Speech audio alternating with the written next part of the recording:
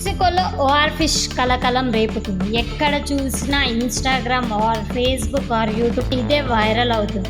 అసలు నిజమేంటో చూద్దాం. OR fish అనేది సముద్రంలో 200 మీటర్ల నుండి 1000 మీటర్ల లోతులో నివసిస్తాయి. అలాంటి చేప సముద్రం ఒడ్డుకి రావడం అందరినీ ఆశ్చర్యపరిచింది. ఒడ్డుకి వచ్చిన చేపని మళ్ళీ సముద్రంలో వదిలే కొద్దీ మళ్ళీ ఒడ్డుకు వస్తుంది. అక్కడ ప్రజల నమ్మకం ఏదో ప్రళయం రాబోతుందని భయపడుతున్నారు. ఓఆర్ ఫిష్ చిన్న సైజుల నుంచి దాదాపు 7 మీటర్ల వరకు పెరుగుతుంది. జపాన్ ప్రజలు ఈ ఫిష్ కనిపిస్తే చాలు సునామీ లేదా భూకంపం ఖచ్చితంగా వస్తుందని నమ్ముతారు. ఇలాగే ఇంతకు ముందు 2011లో జపాన్లో అతిపెద్ద సునామీ వచ్చింది.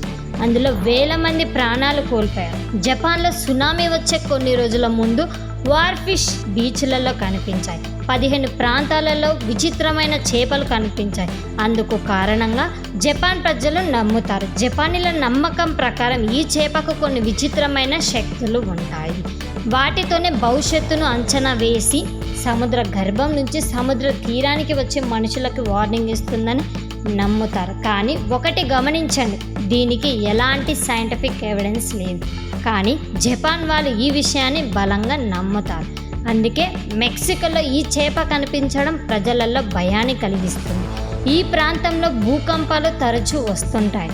డూమ్స్ డే అంటే ప్రళయ దినం అని అక్కడ ప్రజలు నమ్ముతారు.